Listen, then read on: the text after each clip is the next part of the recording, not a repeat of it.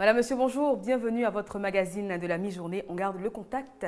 Vous le savez, aujourd'hui c'est jeudi, nous avons des invités qui seront présents sur ce plateau pour vous donner des informations qui, on l'espère, vous seront utiles dans votre vie quotidienne. On va démarrer avec notre première invitée, elle s'appelle Miss Brou Edith. Elle est blogueuse et web entrepreneur. Avec elle, on parlera de la place de la femme dans les nouvelles techniques de l'information et de la communication. Et puis, en seconde partie d'émission, nous recevrons également le docteur Brou. Vous le connaissez, vous appréciez ses interventions.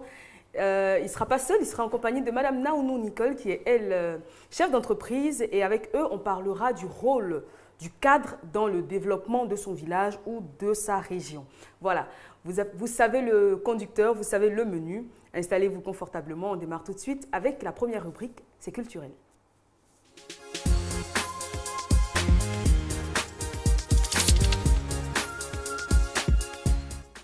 Miss Brou, bonjour. Bonjour, Eva. Bienvenue. Merci.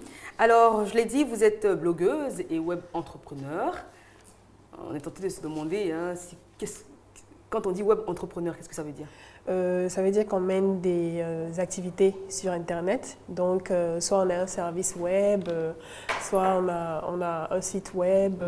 Bref, tout ce qui utilise le support Internet en dehors d'un support physique pour faire des affaires. Très bien.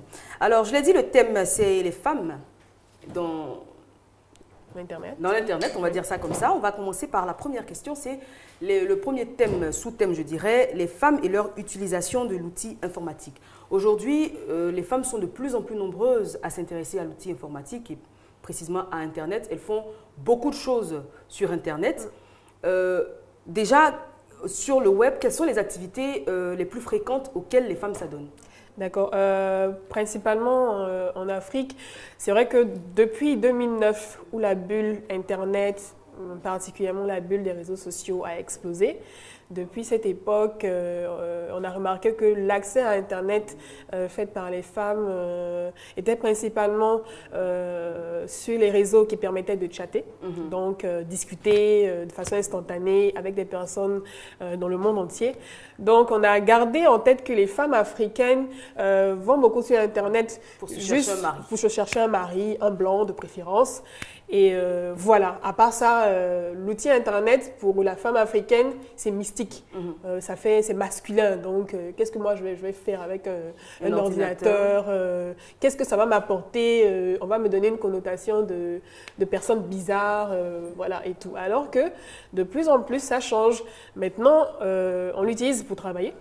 Vous remarquerez que quand dans un bureau, il n'y a pas de courant et il n'y a pas Internet, déjà quand il n'y a pas Internet dans un bureau, même quand il y a le courant, personne ne travaille parce que pratiquement tout se fait sur Internet, les mails pour travailler et tout.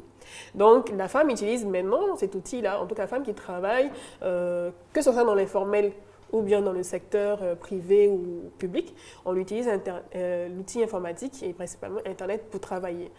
Même si on utilisera toujours les réseaux sociaux pour se détendre, se défouler, échanger, rester en contact avec ses amis et tout ça. Donc, c'est vraiment très peu de femmes qui l'utilisent à d'autres fins, on va dire principalement professionnelles.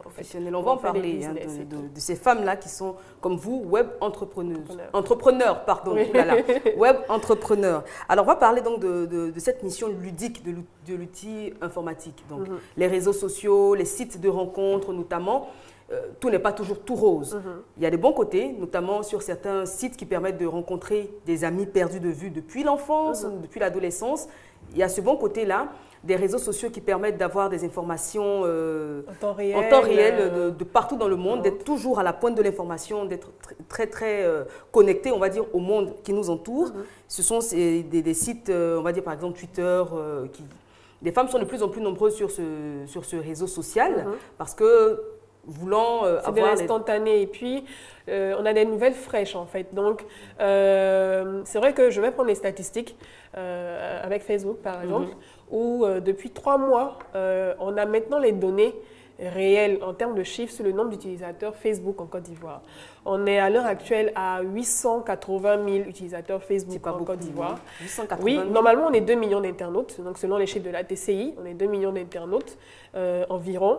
Donc 800 000 quand même, on s'y rapproche parce qu'on a eu les statistiques en mai, on est en juillet.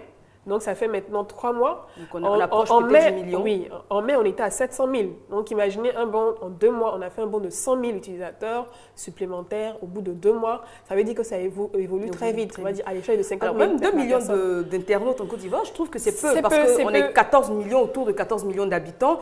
Et une population, où je me trompe, 14 millions, oui, c'est ça non, je pense qu'on est à 26 millions. 20 millions 22 millions. 22 millions voilà, avec 22 millions, comment dire, une population très jeune et active. Donc, 2 millions à peine d'internautes. Moi, je pense que ça se justifie. On est à peu près au même niveau que le Sénégal, la plupart des pays ouest-africains. Ça se justifie parce que l'accès à l'outil informatique n'est pas aisé pour tout le monde. On essaie de le vulgariser. On essaie de le vulgariser. C'est vrai qu'il y a des structures qui le font, mais l'accès à l'outil informatique, c'est-à-dire je me lève en tant que parent ou bien en tant que jeune étudiant qui va dans une université, aller acheter un ordinateur n'est pas un geste facile. Il y a toute une démarche. On va se renseigner, on va vérifier, on va prendre toutes les précautions d'abord pour être sûr de faire le bon achat, d'abord pouvoir trouver l'argent, économiser. C'est tout un process déjà. Donc l'accès à l'outil est encore élevé. Parce que pour un ordinateur, on va dire un minimum, c'est 150 000, 200 000 francs. Oui, 150 000, 200 000 francs. Moi, je dirais que c'est un PC, voilà, un laptop, 300 000, voilà. Vraiment, c'est encore lourd pour les utilisateurs. Donc ça s'explique. Et aussi l'Internet lui-même, c'est-à-dire la connexion Internet, le haut débit et tout ça, c'est pas encore ce qu'on souhaiterait, mais c'est déjà un début qu'on ait la 3G déjà. Donc ça permet de faciliter les communications. Et je préciserai que l'accès à Internet maintenant, c'est plus à partir des ordinateurs, c'est à partir des mobiles, des smartphones. Moi, je prends le cas de mon père, il a découvert Internet. On va dire qu'il a découvert la technologie à partir de son téléphone. D'accord. Il n'y a que 1 an. C'est un enseignant. Il n'y a que 1 an qu'il a découvert l'outil informatique avec son smartphone. C'est un smartphone basique, on va dire chinois, et tout. Donc, il s'est essayé, il a testé et tout, tous les réseaux sociaux. Et maintenant, c'est un accro.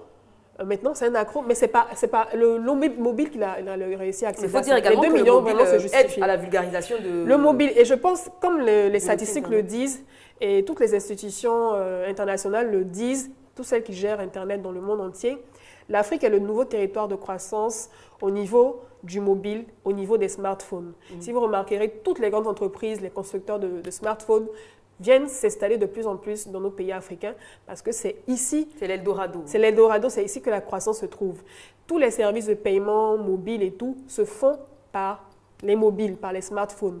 D'ici 2 ans, 3 ans, 5 ans, toutes les statistiques vont s'inverser. On n'utilisera plus l'outil Internet avec son ordinateur, mais on le fera avec son smartphone et son 3e écran, sa tablette. Parce que les tablettes sont également de plus en plus envahissent le marché de plus en plus. On a des tablettes de plus en plus petites, pratiques à mettre dans la poche. De moins en moins cher. De moins en moins cher. C'est-à-dire à 150 000, on peut avoir une tablette. Imaginez dans 2 ans, le 50, iPad, 75, voilà, sans faire de publicité. Sans faire de publicité. Et la tablette qui coûtait 500 000, 600 000, on va l'avoir à 50 000. Ça arrive. Moi, je vois d'ici 1 an, même début 2014, facilement la personne lambda qui a un bon petit revenu, il se prend une tablette à 50 000 francs. Donc les 2 millions se justifient pour l'instant, les 2 millions d'internautes. Et je pense que c'est qu'un début. Au Sénégal, il y a 700 000 utilisateurs, environ utilisateurs Facebook. Nous, on est à 800 000. Ça prouve qu'on est dans une marge de progression. Et les femmes dedans, il y a 500, 600 000 hommes. On est à et peine 200 000 300 000, femmes, 200 000. voilà, environ 200 000, 250 000 femmes utilisatrices ivoiriennes sur Facebook. D'accord. Pour revenir donc aux femmes et à leur façon d'utiliser Internet, on est toujours dans le côté ludique, le côté divertissement, rencontre de personnes très souvent inconnues, etc., il y a également des dérives. Et c'est l'occasion d'attirer l'attention de toutes ces femmes-là qui sont très actives sur les réseaux sociaux, sur même des sites de rencontres à la recherche de l'âme sœur. Tout cela n'est pas sans risque parce que, bien évidemment, on s'adresse à des personnes qu'on ne connaît pas, on ne connaît pas leur moralité, on ne connaît pas leurs intentions. Exactement. Et puis, très souvent, la personne nous fait croire que on est dans une relation sérieuse, etc. Et les femmes sont moins méfiantes. Voilà. Donc, et on se laisse facilement aller, on peut partager des informations qu'on n'aurait pas dû partager. Très confidentielles, intimes, très confidentielles, des photos, suggestives, voire carrément pornographiques. Pornographiques et tout. On en entend parler très souvent. Exactement. Donc, c'est vraiment de faire attention aux informations qu'on diffuse.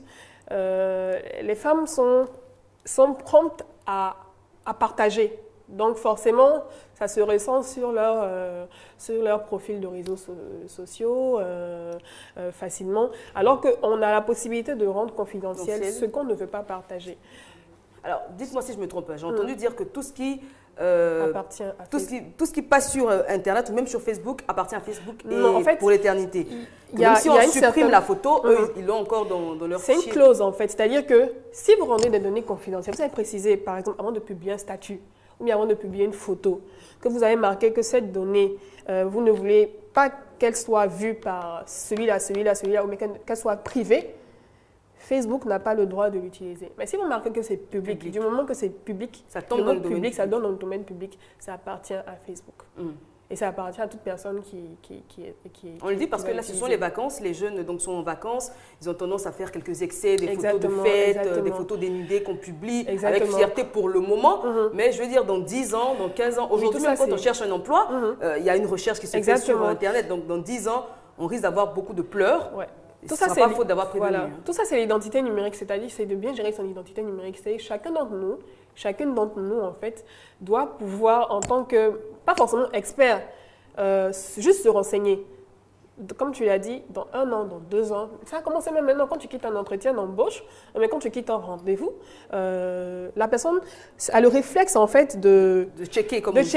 Forcément, moi, j'ai le réflexe de checker. Le recruteur, il a le réflexe de checker pour voir un peu si la personne qui va embaucher est très internet-friendly, elle est dynamique et tout, se renseigner sur sa vie privée et tout. Donc, forcément, si tu vois une photo de toi à demi nu, ivre, parce que oui, c'était juste pour le fun, bon, tu l'as rendu public, c'est vrai, mais derrière, après, bon, lui qui voulait t'embaucher, il va peut-être te faire freiner, en fait. Donc, c'est de faire attention.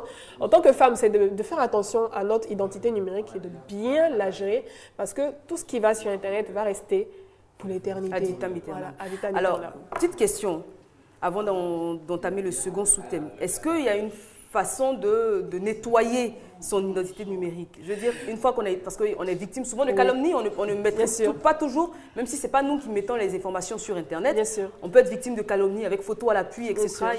Est-ce qu'il y a un moyen, une fois que le mal est fait, de réparer ça et puis de nettoyer, de se faire une nouvelle identité numérique? Bien sûr. Dans ce que je fais, c'est-à-dire le community management, il y a ces techniques-là. C'est-à-dire que la personne qui gère votre identité numérique, ou bien vous-même, si vous avez un commentaire négatif qui a été placé, je prends une anecdote, je connais quelqu'un qui a un commentaire qui existe depuis très longtemps dans ce domaine d'activité, et la personne a fait une prestation que je crois que quelqu'un n'a pas aimée. Donc la personne a fait un commentaire. Donc quand on tape le nom de cette personne, ça apparaît en premier sur Google, en premier en tête, depuis des années. Hein. Donc je me suis dit, mais l'idéal serait que cette personne, en fait, commente, argumente, comprenne pourquoi la personne n'a pas aimé et que ça diminue, ça fasse descendre, en fait, le commentaire. Le commentaire en question, impossible de le supprimer. Non, c'est possible de le supprimer en discutant avec la personne, en lui demandant, mais je trouve que ce n'est pas intéressant. En termes de community management, supprimer un commentaire, ça fait lâche. Ça veut dire qu'on ne supporte pas la critique. Donc, on se cache en faisant l'autruche, et c'est pas bien.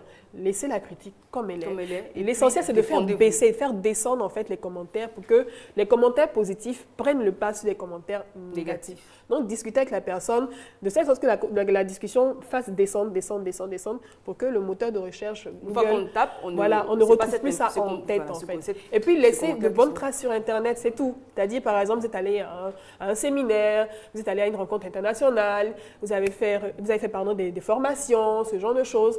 Pour que à chaque fois que vous allez sur un réseau social professionnel, par exemple, vous allez dire « Ah, moi, j'ai fait ça, j'ai fait ci, j'ai fait ça ». De telle sorte que quand Google va taper, quand on va taper votre nom sur Google, automatiquement, on voit des choses positives à chaque fois. En première page. Les gens ne vont pas sur la deuxième page de Google. Hein.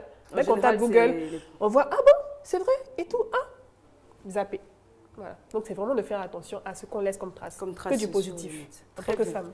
Surtout en tant que femme. Donc, alors, le deuxième sous-thème, je l'ai dit, c'est les femmes et les métiers liés au web. Tout de suite, quand on parle de métiers liés au web, on voit tout de suite informaticienne. Oui, pas ça, je ne vais pas me mettre à dos mes amies informaticiennes, mais c'est vraiment, si vous voulez, c'est pas la préhistoire de... La préhistoire, je dis informatique et web, c'est différent. Oui. On fait l'amalgame. Informatique et web, c'est pas pareil. Informatique, c'est l'ordinateur, c'est l'outil. Voilà, c'est l'outil, hardware et tout. Donc, vous avez des personnes qui gèrent les réseaux des entreprises, qui installent les connexions dans les entreprises, qui surveillent la sécurité des ordinateurs de l'entreprise, du réseau de l'entreprise, pour ne pas que les gens s'introduisent à l'intérieur et tout. Maintenant, il y a le web. Le web, moi, je ne sais pas coder. Je ne suis pas informaticienne, je ne suis pas... Non. J'utilise le web pour promouvoir mon métier. J'utilise le web pour faire des services. Donc, je peux utiliser des informaticiens pour travailler pour moi, pour développer des outils pour moi, pour me permettre de gagner de l'argent. Tout à fait. Donc, en fait, c'est vraiment pas pareil. Le web, c'est vraiment le côté... On va pas dire bling-bling, mais ça y ressemble un peu. Mais c'est le côté où c'est le brain, c'est le cerveau. Voilà, c'est le marketing, c'est la communication, c'est tout. Et l'informatique, c'est vraiment tout ce qui est technique et tout. Donc, les deux sont différents. Et les femmes, liés. Les deux sont liés parce qu'on dépend dépendant l'un de l'autre. Voilà, on dépend d'eux. Et voilà, chacun dépend de l'autre. Et les femmes dans l'informatique, en 2009, c'était vraiment très peu. On en trouvait très peu. Même les formations à la base pour pouvoir devenir informaticienne, c'est la mathématique pure et dure. Donc, tu vois, dans les classes à l'université de maths, tu verras 2 ou 3 filles qui tiennent le coup, quoi. Sinon, tu ne verras pas beaucoup. Et c'est maintenant que ça vraiment, moi je vois beaucoup de développeuses ivoiriennes. Hein. Il y a un groupe de développeuses qui se sont associées, elles sont très jeunes, elles ont maximum 20 ans. Elles se font appeler les Amazones. Je ne sais pas si c'est toujours le même nom qu'elles ont gardé. Elles sont sur Twitter également. Mais elles se retrouvent, elles font des rencontres. Dernièrement, je crois qu'elles étaient dans un pays comme le Kenya, où elles sont allées présenter une application, un truc de Google, un événement de Google, je crois. Donc, ça bouge. Les informaticiennes sont là. Et il y a également les métiers du web. Dans les métiers du web, il y a les community managers. Ils vont parler les CM, comme on les appelle. Voilà, les CM. C'est quoi un community manager?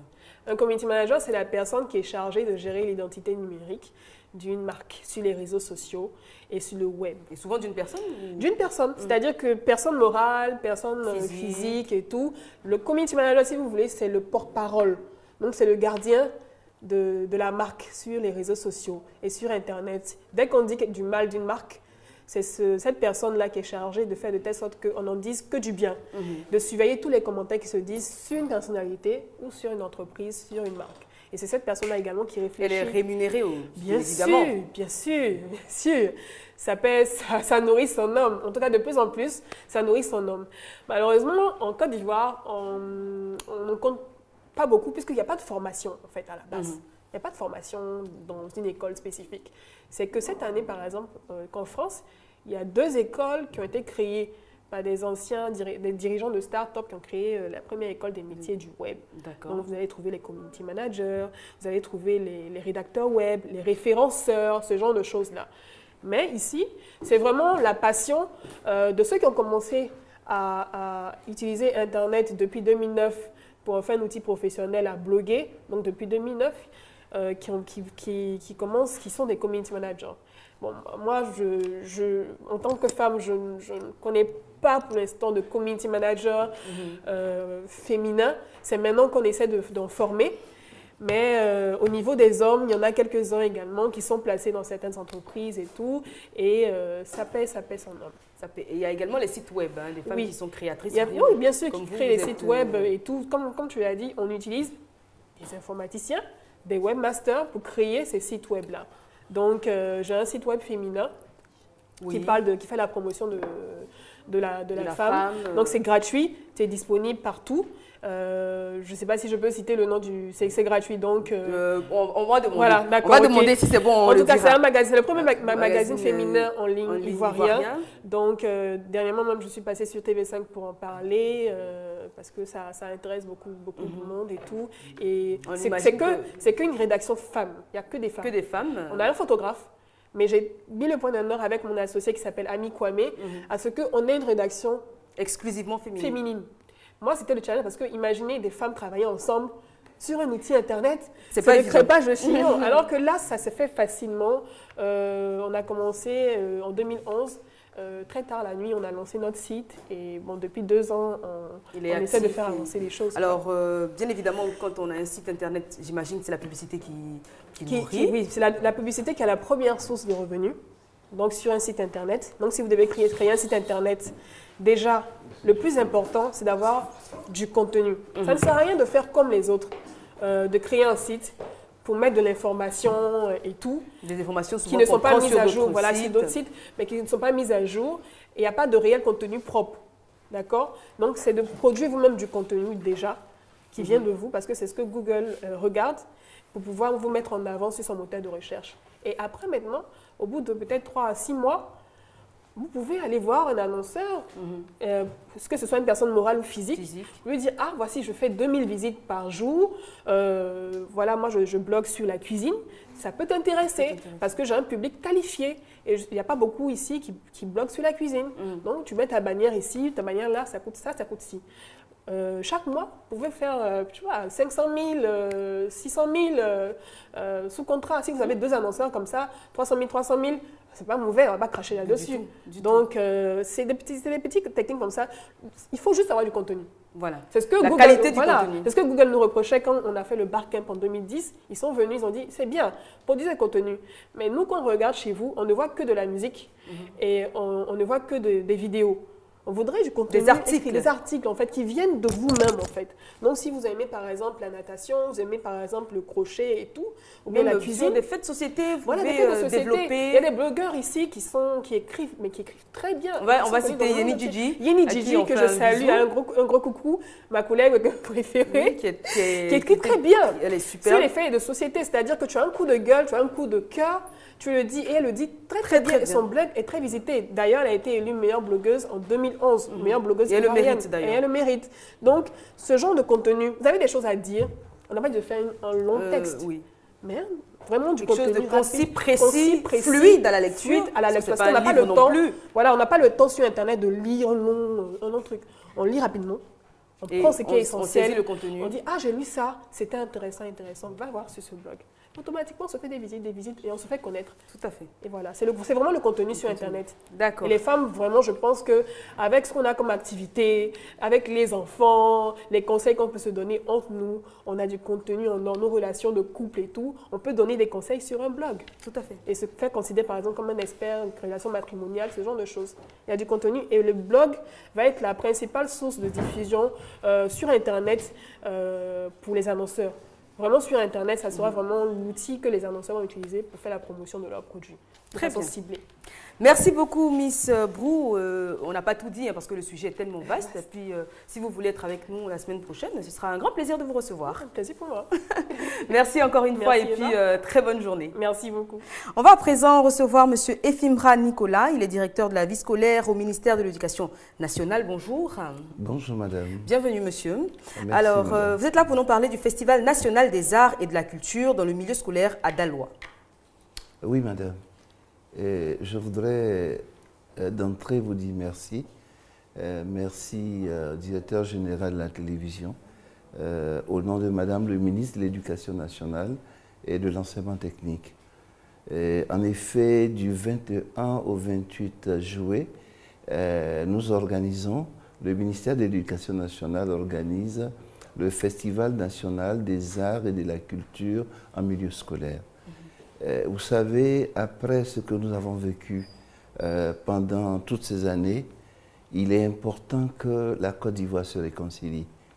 Et à travers la culture, à travers les arts, l'école a décidé de participer à cette réconciliation en permettant aux jeunes gens venant de toute la Côte d'Ivoire, de toutes les contrées de la Côte d'Ivoire, de se retrouver au moins une fois l'an pour pouvoir ensemble se connaître, se fréquenter et pouvoir ensemble échanger des idées. Alors comment cela va se faire? C'est par école ou par association? Comment est-ce que les groupes seront constitués? Voilà comment ça va s'organiser. Et ça s'organise parce que c'est une activité du ministère de l'Éducation nationale. Et la promotion des arts et la culture est l'une de nos missions et donc qui traduit véritablement l'action éducative de l'école. Et donc depuis le début de l'année, nous avons lancé ce concours, ce festival. Et donc dans toutes les écoles de la Côte d'Ivoire, c'est-à-dire les écoles primaires, les écoles secondaires, il y a eu ce que nous appelons les compétitions locales. Et les compétitions locales se sont déroulées dans plusieurs disciplines, dans le théâtre, dans la danse traditionnelle, dans le chant choral, le dessin, l'art plastique, la musique, la cuisine, la photographie. Et donc, c'est plusieurs disciplines dans lesquelles il y a eu des éliminatoires au niveau local. Ensuite, les éliminatoires se sont passés au niveau régional. Chaque région, le ministère de l'Éducation nationale et de l'enseignement technique est subdivisé en 35 régions, directions régionales. Dans chaque direction régionale, il y a eu la phase de présélection. Ensuite, nous avons retenu les lauréats des directions régionales qui ont participé à la phase de district. Donc, ceux qui sont vainqueurs des phases de district, en fait, c'est les meilleurs parmi les meilleurs qui vont se retrouver aujourd'hui, à partir de dimanche à Daloa pour le festival final. Donc, ce sera du 21 au 28 juillet 2013 à Daloa. À Daloa. Et je voudrais dire que c'est véritablement une grande fête. En même temps que, comme je l'ai dit, c'est un temps de réconciliation parce que l'enfant venu du plus petit village de Korogo va rencontrer l'enfant venu du plus petit village d'Abidjan, ainsi. Et donc, nous avons décidé, par exemple, dans ce festival, de faire ce que nous appelons un véritable carnaval. Le premier jour, nous avons demandé à tous les 1000 festivaliers de venir dans les tenues traditionnelles de leur région. Des quatre coins de la Côte d'Ivoire. Des quatre coins de la Côte d'Ivoire. Ce sera donc des tam-tams, des grelots, vraiment un véritable festival pour le premier jour. Ensuite, du lundi au jeudi, nous aurons une compétition avec des éliminations. Et donc, à chaque niveau, c'est-à-dire au niveau du primaire, au niveau du secondaire et dans chaque discipline, nous allons retenir deux groupes qui vont participer à partir du samedi à une compétition finale. Et ensuite, il y aura donc les prix qui leur seront donnés. Mais je voudrais dire en même temps que la partie culinaire, qui est une partie très importante, nous avons 26 équipes venant de toute la Côte d'Ivoire et qui vont faire une compétition de cuisine. Nous avons choisi par exemple que le lundi, il y ait la cuisine de la région du Sud, le mardi, qu'il y ait la cuisine de la région de l'Ouest, le mercredi, qu'il y ait la cuisine de la région du Centre et de l'Est, et le jeudi, qu'il y ait la cuisine de la région du Nord. Très bien. Ainsi, c'est un brassage total. Très bien. Donc ça se passera du 21 au 28 juillet 2013 du côté de Daloa. On invite donc toute la population de cette ville et même des villes alentours. Hein. Pourquoi pas ceux d'Abidjan qui se déplacer, venir d'Abidjan ou même de plus loin. Parce que c'est beaucoup de personnes. Nous souhaitons que Daloa devienne une ville véritablement touristique, un attrait, parce que c'est 1000 enfants de toute la Côte d'Ivoire qui seront accompagnés bien sûr par des adultes, bien sûr par des supporters. Donc, Daloa sera pratiquement le centre de la Côte d'Ivoire pendant cette semaine. Et en plus, le vendredi, comme je l'ai dit dans notre programme, il y aura une journée de salubrité. Les 1000 enfants et toute la population de Daloa, ces personnes vont sortir. Et donc faire de Donc opération ville propre. Opération ville propre. Ça c'est pour le vendredi, ensuite, samedi. Un planting d'arbres parce que nous voulons réaliser ce que nous appelons un bois de 1 hectare de teck dans la ville de Daloa. Pour reboiser cette partie de la Côte d'Ivoire. Parce que vous savez que nous dégageons beaucoup de gaz carbonique. Tout à fait. Et ce qui absorbe la déforestation est une réalité. Donc samedi. Samedi, la finale. Toutes les équipes qui seront retenues pendant ces 4 jours vont participer donc à une grande finale. Et il faut le dire que cette finale-là sera soutenue par plusieurs personnalités. Le festival est placé sous le parrainage du ministre des Eaux et Forêts, M. Babodare, sous la coprésidence de Madame le ministre de l'Éducation nationale, de Monsieur le ministre de la Culture et de la Francophonie, de Monsieur le ministre de l'Environnement, de la Salubrité et du Développement durable. Le thème qui a été retenu, c'est « Protégeons nos enfants pour un développement durable ». Très bien. Pourquoi ce thème? Parce que, vous le savez, depuis plusieurs années, nous avons agi de telle façon que aujourd'hui nous en subissons les conséquences. Et demain, les enfants le réchauffement climatique. Et donc, nous exposons aujourd'hui nos enfants à tout ce qui est néfaste. Très bien. Et donc, il faut pouvoir donner des compétences aux enfants. Parce que les enfants doivent pouvoir avoir des compétences pour leur permettre de participer donc au développement durable. Très bien. Et donc, ce festival prendra fin dimanche?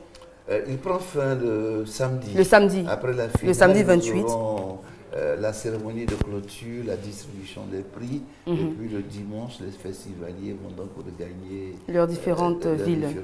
Voilà. Très bien. Merci beaucoup, Monsieur Efimbra Nicolas. Donc, vous étiez là pour nous parler de ce Festival national des arts et de la culture dans le milieu scolaire à Daloa.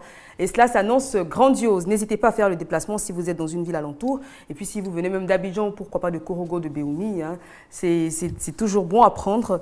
Effectuez le déplacement. Merci encore à vous. Merci Miss Brou. Et puis, Inch'Allah, à jeudi prochain.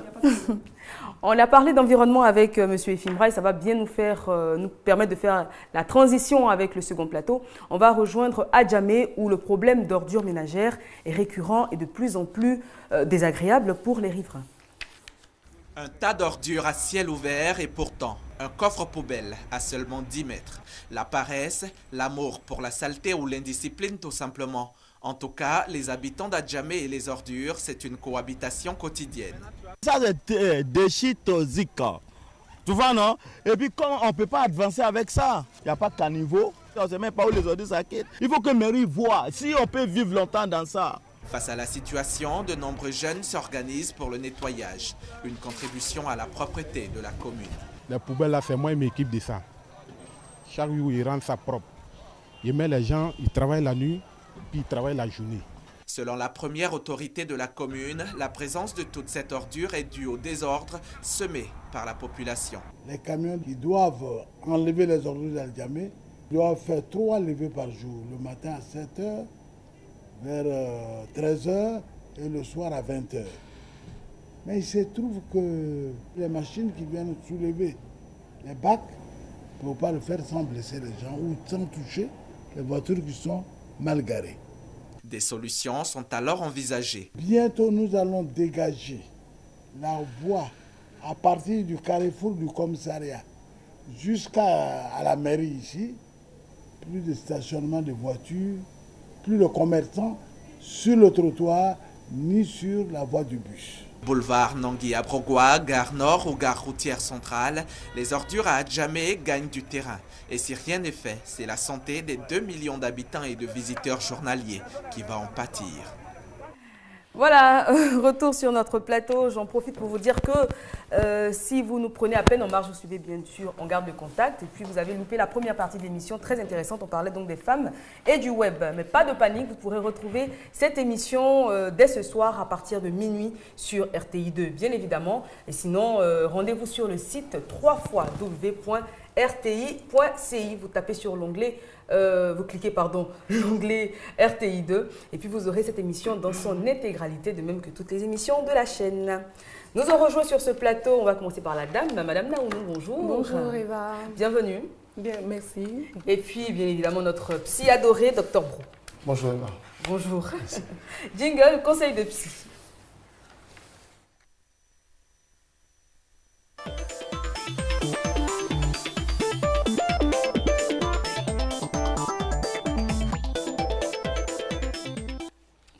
Alors aujourd'hui, le thème, c'est le rôle du cadre. On a un peu amorcé ce thème quand on parlait la semaine dernière de ces personnes, enfin, de nous, qui nous rendons de moins en moins dans nos villages respectifs. Et on parlait donc du rôle du cadre. En tout, quand on dit cadre, c'est celui qui a les moyens, celui qui a réussi dans le village. Quel doit être son rôle? Est-ce que son rôle, c'est de prendre en charge tout son village? Est-ce que tout le monde doit venir chez lui à la maison, il va s'occuper de tout le monde, payer la scolarité, payer les ordonnances, etc. Quel doit être le rôle du cadre, pardon, dans le développement de son village et puis par extension de sa région? Docteur? Merci. Je voudrais d'abord saluer et dire nos remerciements à tous nos aînés qui depuis de très longues années ont posé des actes, ont aidé leur village et leur localité à devenir aujourd'hui des villages ou des villes enviées de partout. Nous voulons leur dire merci parce que ces personnes l'ont fait parfois au détriment de leur propre famille. Ils l'ont fait en se privant de beaucoup de choses. Malheureusement, au fur et à mesure que nous évoluons, il y a de moins en moins d'engouement dans ce sens, même si ça existe peut-être à des périodes particulières de campagne et autres. Alors, lorsqu'on avait annoncé le thème la semaine dernière, il y a des gens qui m'ont approché et m'ont dit, mais maintenant on ne peut plus aller au village parce que quand vous partez, comme vous le disiez tout à l'heure, vous êtes obligé de régler tous les problèmes. Donc, il faut mettre tous les enfants à l'école. Enterrer tous les morts. Il faut enterrer tous les morts. Même ceux qui ont été déjà enterrés, il faut les réveiller pour les réenterrer. Une manière de dire, il faut rattraper. Et ça fait énormément de dépenses. Donc, ça fait que on a peur maintenant d'aller au village parce que tout le monde vous attend. Il suffit même qu'on apprenne que le cadre X ou Y arrive au village, que tout le monde est mobilisé avec son papier de livre blanc pour ses doléances. Mais je vous l'ai dit ici la semaine dernière, je pense qu'à l'époque, peut-être la vie était relativement facile, je dis bien relativement. Les aînés avaient peut-être, avec peu de moyens, faisaient beaucoup de choses. Aujourd'hui, ce n'est plus le cas. Ça veut dire que... La vie en ville même déjà est tellement chère, tellement dure. Je suis allé dans un village une fois, j'ai rencontré des jeunes, je leur ai dit, vous savez, ceux qui sont en ville, c'est parce qu'on ne vous dit pas toujours la vérité. Parce que quelquefois, même pour avoir la pitance quotidienne, une seule fois par jour, ce n'est pas évident. Donc quand on vient au village, on fait le malin, mais en réalité, il ne faut pas toujours croire à ça. Quand vous avez votre foutou naturel, votre banane naturelle, il ne faut pas trop envier les autres. Donc je pense qu'il faut essayer de changer de cap. Parce que le cadre, il est pour moi ce que dans la Bible, on dit des chrétiens. La Bible dit que les chrétiens sont sel et lumière de la terre. Mais je dirais qu'en matière de développement, celui qui est allé à l'école et qui a eu la grâce d'avoir un certain niveau de compréhension, parce que le cadre c'est ça aussi, doit être un agent de développement. Mais il ne s'agit pas ici pour moi d'aller porter les bagages des gens parce qu'on ne peut pas, il faut se dire la vérité. Je pense que le cas doit amener les gens à comprendre qu'il est bon, il est possible qu'en restant au village, qu'en restant dans sa localité, pas parce que Abidjan c'est pour tout le monde, mais il ne sert à rien de venir à Abidjan pour venir. Mais quand on n'a pas de possibilité, on n'a par exemple pas de formation, de qualification pour venir à Abidjan, on peut rester là où on est et être utile. Je crois que c'est dans ce sens-là que les cadres doivent travailler. Et pour parvenir, j'ai eu à discuter avec certains aînés, je leur ai dit, pour que cela marche, il faut aller dans la même direction, il faut être solidaire. Dans beaucoup de régions, on a vu que ce soit la télévision ou dans la presse écrite, beaucoup de cas sont souvent à couteau tiré. Et ça retarde les villes, ça retarde les localités.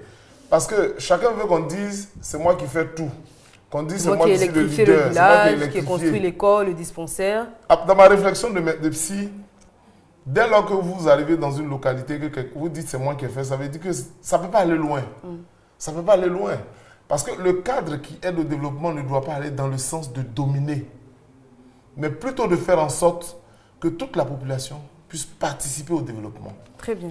Merci. On va prendre l'avis donc de Mme Naounou sur ce thème. Alors vous abondez dans le même sens que le oui, médecin, effectivement, j'abonde dans le même sens que le docteur Brou. Le docteur Brou, parce que vous savez, aujourd'hui, les gens ont tendance à attendre tout des autres.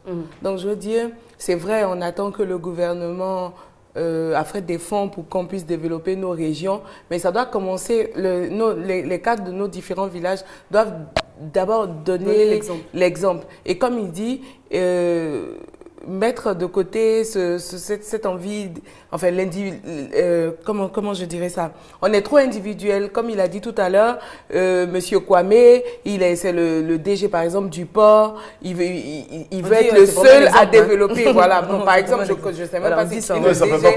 Voilà. Donc, j'ai dit Kwame en tant que Baoulé, quoi. Donc, il veut être le seul à... En fait, comme on dit, pour parler terre à terre, il cherche, non. Voilà.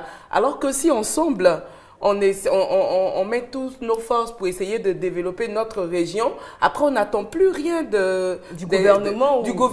Ou bien, par exemple, pourquoi est-ce que la région du centre, tous les cadres de la région du centre ne se mettraient pas ensemble, bon, je rêve un peu, hein, pour développer leur région, ainsi de suite. Comme ça, on irait plus de l'avant, tout à fait. Voilà. Parce que souvent, il y a dans les villages, on a besoin de pas grand-chose pour avoir, par exemple, l'eau potable, faire une adduction d'eau potable. On attend forcément que le gouvernement le fasse, alors que les fils du village, à 3, 4, ils peuvent s'y mettre et puis réaliser ce projet. Moi, dans ma compréhension, il ne s'agit plus aujourd'hui, c'est mon approche, de dire que le cadre doit développer. Parce que ne poussez pas les gens aussi à prendre l'argent quelque part. Et puis bon, on va aller créer des problèmes. Il peut, par leurs relations, aider à développer.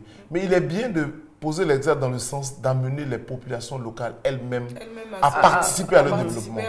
Je connais des villages où, vous savez, je suis très village, où des gens travaillent. Ils ont des plantations et à partir de leur production, développent leur localité. Ils font des coopératives. Le cadre peut être là pour donner des directives et des orientations. S'il a un peu plus de moyens par rapport à sa situation, il participe. Mais je souhaite même qu'il participe en tant qu'acteur, pas l'acteur principal qui trouver des marchés, par exemple, où écouler la marchandise. Moi, je suis médecin. J'arrive dans mon village et puis les populations me disent, mais on veut construire un centre de santé. Techniquement, je suis bien placé. Voici la voie à suivre, voici les papiers à faire. Ça, en tant que cadre, ça ne devait pas poser de problème.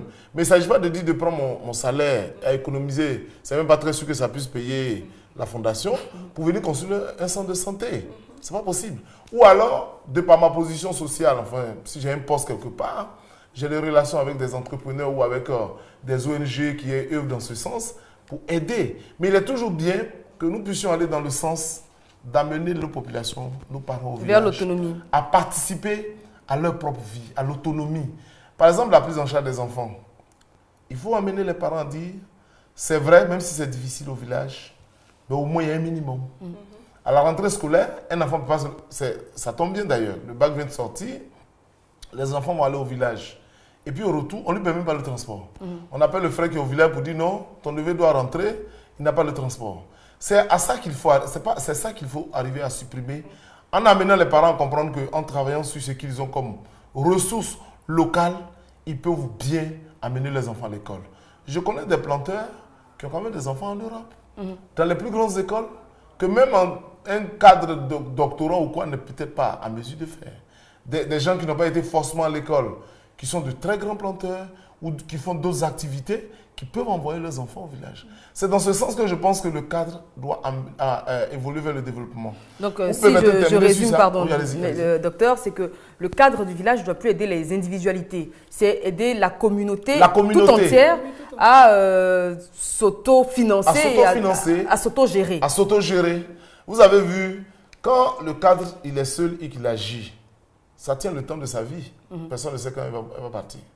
Quand vous mourrez, c'est fini. Le village ou la ville tombe dans une léthargie incroyable. Au point où on dit, ah, quand elle était là. Donc, pour prévenir, il serait souhaitable que, si j'ai plus de moyens, je le fais, c'est vrai, mais de permettre ou d'encourager les autres, les encadrer dans le sens de participer à la construction de notre localité. D'accord, docteur. Alors, c'est bien beau de parler comme ça, parce que là, on s'adresse à des populations urbaines, quelquefois pas toujours rurales, dans une très petite mesure. Mais il faut également sensibiliser les parents du village parce qu'ils n'ont pas la même conception des choses, ils n'ont pas la même vision. Pour eux, le fils qui est au village, qui est en ville, c'est presque le messie, c'est vers lui qu'on se tourne pour tout. Il y a un enfant qui est malade, on l'envoie carrément à Abidjan chez le cadre. Il faut qu'on le soigne, il faut qu'on paye la scolarité quand il y a un décès. Et quand, bien évidemment, on a nos différents... Moi, je ne suis pas cadre de mon village, hein, mais quand ces cadres ont leurs problèmes quotidiens, leurs problèmes particuliers qui se trouvent incapable de faire face à ces dépenses, tout de suite, c'est oui, il est méchant, il veut aider personne, etc.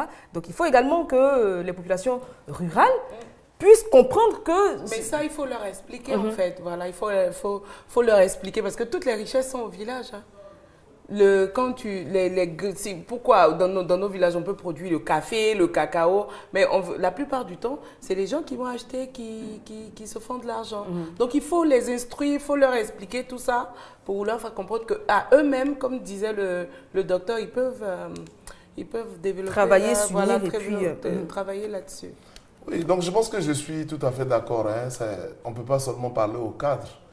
Il faut parler aux Comme on parents, dit chez nous, quand on parle sûr. aux chiens, on parler aux populations. Mais j'insiste beaucoup sur le fait des cadres parce que parfois même c'est nous, nos propres attitudes qui amènent les gens à penser qu'on peut tout régler pour eux. Quand on partait dire aux gens au village que bon, quand ils posent un problème, non, il n'y a pas de problème, à la fin du mois, il y aurait tout. Qui n'a pas envie d'être paresseux? J'ai bien moi envie de rester chez moi, de dormir du matin au soir, 30 jours, 100 jours, et puis on paye mon salaire. Puis je vis bien. Mais il faut amener les gens à comprendre que ce n'est pas possible. Donc il faut sensibiliser. Et je voudrais juste, parce que maintenant la TID arrive partout, dire à ceux qui nous suivent qu'ils ont le rôle ou bien le devoir d'encourager leurs frères qui sont en ville à les aider. D'après un frère qui disait il faut que les gens soient aidables. Je ne sais pas si ça existe. Mais il faut qu'eux-mêmes donnent l'envie de se faire aider. Sinon, à force de trop recevoir, ce monsieur-là risque de fuir. Et puis, on a parlé de la semaine dernière, quand un cadre est en train d'encadrer pour aider au développement, il ne faut pas chercher à l'éliminer, parce que ça aussi, ça existe. Il y a le problème de sorcellerie qui voilà, existe. C'est un frein. C'est une réalité de nos villages. Non, il faut le dire parce que... On a beau être cartésien, etc., mais c'est des choses qui existent, on entend parler, on vit souvent ce genre de situations. C'est une réalité. Oui, parce que moi, de toute façon, j'y crois pas trop. Hein, moi, j'y crois. S'ils sont si forts, les sorciers, bon, voilà. On pourrait le problème, justement, c'est qu'ils ne mettent pas leur puissance en griffe au service du bien. Bon, ce que je veux dire à ce niveau, moi, je ne rentre pas dans la polémique de ça existe, ça n'existe pas. Moi, je n'accorde pas tellement d'importance à ça. Ça me permet de vivre pleinement en paix quand je vais au village. Mais je veux dire que même si ce n'est pas le problème de la sorcellerie, l'Africain est typiquement... généralement un peu méchant. Hein. Ingrat même. Ingrat et méchant. Il y a le problème d'ingratitude également. Donc souvent, aujourd'hui, moi j'ai discuté avec certains amis qui ne veulent pas mettre au village parce qu'ils disent non, tu t'es débrouillé, tu es arrivé quelque part, dès que tu veux retrouver pour aller les aider, ils vont chercher à t'éliminer. Donc je voulais leur dire que celui qui peut vous éclairer, si vous cassez vos ampoules, d'éclairage public dans votre village, c'est fini pour vous. Donc si vous avez eu la chance ou la grâce d'avoir quelqu'un qui est allé à l'école, qui a réussi à l'école, qui est devenu quelqu'un, comme on le dit chez nous, et qui prend de la peine, parfois en abandonnant sa petite famille, à aller vous voir, vous encadrer à devenir quelqu'un que vous voulez l'éliminer, mais ce n'est pas à lui que vous faites du mal, c'est à vous. Parce que les jeunes qui vont venir après, c'est carrément la rupture totale. Donc je pense que les cadres ont leur rôle à jouer, il faut qu'ils le jouent. C'est d'encadrer, c'est de sensibiliser, mais nos frères et parents qui sont au village ont un devoir de faire en sorte qu'on ait le courage de les aider. Vous savez, même en matière d'affaires, on vous dit l'apport initial. Vous ne pouvez pas vous asseoir. Moi, je suis en train de lire un livre. J'apprends tellement beaucoup dans ce livre parce que c'est pour ça que les affaires ne marchent pas. Quelqu'un vous dit, je vais faire une affaire d'1 million. Et puis, il est assis là, il n'apporte rien. Quelqu'un n'a qu'à tout lui donner. Mais comme il n'a pas souffert pour avoir, il bouffe et puis il est tranquille. Comme on le dit chez nous, on mange. Mais c'est la même. Il faut petit à petit... Quand on a économisé, on a saigné pour avoir ce million ou même 500 000 et quelqu'un d'autre vient nous aider et donne 500 000. Quand vous avez 100 000 par exemple par mois, à faire fructifier cet argent, que vous êtes obligé d'économiser peut-être 20 000 en vous privant de certaines choses, qu'au bout de 10 ans, vous avez peut-être 2 millions, vous savez comment vous l'avez eu. Donc, pour ne pas vous amuser, allez mettre ça au feu pour brûler ou bien un carrefour pour boire et puis c'est fini. C'est pour ça que moi, je pense qu'amener les gens à participer à leur prise en charge, à leur développement local, c'est fondamental. Pendant longtemps, c'est ce qui s'est passé. Le cadre arrive, il fait tout. Le gouvernement arrive, le gouvernement fait tout. De toute façon, le gouvernement, actuellement, ils ont tellement de choses à faire qu'il y a des grands chantiers qui les attendent. Ils sont en train de travailler là-dessus. Mais dans nos localités, il faut aller dans cet esprit-là. Parce que quand on n'a pas souffert pour faire quelque chose, ça, on a tous appris. On n'a pas besoin d'avoir 50 ans ou 60 ans. On ne prend pas soin de ça. Et donc, il est bien que dans cette démarche-là, on puisse aider les parents à participer pleinement au développement de leur localité. Bon, ça, c'est pas demain la veille, hein, parce que, vous savez, les gens qui ne sont pas intellectuels, c'est quand même assez compliqué. Donc, avec beaucoup de patience, je pense que c'est quelque chose qui aurait... Enfin, c'est quelque chose, comme il a dit le docteur, que les cadres doivent apprendre petit à petit. Et même quand ils seront à au faire village, pour rendre nos populations villageoises autonomes un peu. Comme ça, au moins, ça décharge, parce que c'est pas facile de de mettre tout ça sur la tête du cadre. voilà, Finalement, du cadre en toute bonne foi, il veut tout faire, mais à moins d'être moi, j'ai relatif, il discuté pourra avec pas. un cadre, un ancien cadre, avec quelqu'un d'un certain âge. Quand on a abordé le sujet, on a fini, il m'a dit, oui, petit frère, tu as raison. J'ai dit, c'est nous-mêmes qui nous créons des problèmes. Parfois, peut-être à cause de la tradition, du poids de nos cultures, on se crée des problèmes sans nous en rendre compte. Je le dis toujours, il faut apprendre à vivre, et les économies nous le disent bien, avec ce qu'on a. Donc, on ne peut pas aider quelqu'un à ce qu'on n'a pas. Il ne faut pas lui donner l'impression, en voulant chercher non parce qu'on cherche un poste, d'aller porter des bagages qu'on n'a pas. C'est ça qui est tout le problème. Au point où, quand vous avez perdu votre poste, ou bien parce que vous cherchez un électorat que ça n'a pas marché, mais le gars, il disparaît de la nature. C'est fini, il ne vit plus. C'est parce qu'il est individuel, en fait.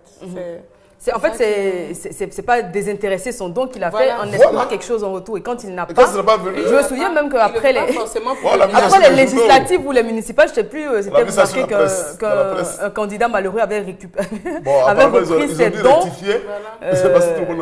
Ah, c'était pas vrai. Bon, enfin, chacun a donné son point de vue. Je ne vais pas rentrer dedans. Tant qu'on ne va pas aller dans cette directive, là, ou cette direction, on ne va pas s'en sortir. On va s'en sortir tant que le cadre ne va pas aller dans cette direction. Et il ne faut pas avoir peur d'être traité, d'être méchant. De toute façon, même si vous donnez votre joli portable qui est là, quand j'ai parti, je dis vous êtes méchant parce qu'on n'est pas mis dans une unité. Donc si vous ne me donnez pas aussi, donc je vais dire, le plus important, c'est d'être convaincu que ce que je vais apporter là, c'est ça qui est bien. Et je suis convaincu. En plus, il faut comprendre qu'on peut se faire aider par une tierce personne. Parfois, on est des cadres. On peut demander à quelqu'un qui n'est pas de chez nous, parce que chez nous, on dit on n'est pas prophète chez soi, donc on peut faire venir un cadre qui n'est pas de chez nous, il peut parler à nos populations. Et je pense qu'à force de sensibiliser, tout le monde ne va pas comprendre aussitôt. Tout à fait. C'est un travail de longue haleine. Ça peut être 2, mais si vous avez déjà 5 dans un village de 2000 personnes, je suis convaincu que ça va. Ces 5 là se feront le relais auprès des autres. Mais quand ils vont voir leur train de vie, ils vont se rendre compte que c'est parce qu'ils travaillent. Et que quand vous arrivez aussi, vous récompensez ceux qui travaillent, vous allez voir que ça prend tout le monde. Mais si vous partez pour diviser les gens, parce que bon, c'est vous qui êtes ceci, c'est sûr que ça va retomber sur vous. Après, puis bon, c'est les dépressions et tout ce qui en suit. Donc tout ce que nous faisons encore du travail pour vous, docteur. C'est de la prévention que nous faisons. Pour faire juste, c'est la prévention de souffrances psychologiques qu'on entraîne nous-mêmes par nos propres comportements. Donc c'est une prévention. Parce qu'on va se demander mais quel est le lien dans ce qu'il dit avec la santé mentale. Mais c'est ça. Quand on a fait ça que dans mon village, les gens sont autonomes. Et que quand j'arrive et donne plein de poulets, de bœufs, de cabris, et que je ne suis pas obligé d'aller moi-même donner temps, je vais à le cœur apaisé et je peux venir à 11h, sans fuir 5h du matin. Madame Naoudou, votre mot de la fin? Pour poursuivre un peu le docteur, il faudrait qu'on sensibilise nos populations du village afin qu'on puisse tous se développer ensemble. Pas que tout le monde attende quelque chose de l'autre. Parce que, du seul cas souvent dans les villages, qui est obligé de gérer les et que les gens, ils commencent la sensibilisation des années avant, par exemple, les élections. Voilà. On va commencer maintenant. Nous, on a commencé là. Donc, j'espère que vous allez vous faire le relais de ce message chez vous, afin que d'ici 1 an, 2 ans, 3 ans, les mentalités changent véritablement, autant chez les populations rurales que chez les populations urbaines, parce que le médecin l'a dit, on est souvent l'artisan de notre propre malheur en faisant croire qu'on peut tout faire, qu'on peut tout régler. On peut le dire en toute bonne foi, mais forcément, on ne peut pas tout faire. Absolument. Docteur. Je pense que c'est ce qu'on a dit. Je pense que la Côte d'Ivoire, les autorités nous le disent avec les chefs de l'État que l'horizon de l'an 2020 sera émergent. Pays émergent, mais l'émergence doit aussi aller dans les villages. Parce que surtout dans les mentalités. Voilà. Oui, dans les mentalités, dans les villages aussi. Parce que si Abidjan serait émergent, c'est sûr que les problèmes vont demeurer. Donc il faut aller travailler dans les mentalités pour que les populations les plus reculées ou les zones les plus reculées participent à cette émergence, pour que ce soit valable pour tout le monde. Très bien. Merci, docteur. Je vous en prie. Alors, très chers téléspectateurs, nous sommes pratiquement à la fin de notre magazine. Nous sommes même à la fin. Je rappelle que nous étions en compagnie de Miss Brou Edith, blogueuse et web entrepreneur, avec elle on a parlé de la place de la femme dans les techniques d'information et de la communication. Et puis, nous avons eu apprendre langue avec M. Efimra Nicolas qui nous parlait. Je rappelle que le Festival national des arts et de la culture dans le milieu scolaire à Daloa se tiendra du 21 au 28 juillet 2013. Et puis à l'instant, Mme Naounou était en notre compagnie avec le Dr Brou et avec eux on a parlé donc du rôle du cadre dans le développement de son village et de sa région. Merci pour votre fidèle attention. On se retrouvera dès demain 13h15. Restez connectés sur RTI2, nos programmes se poursuivent.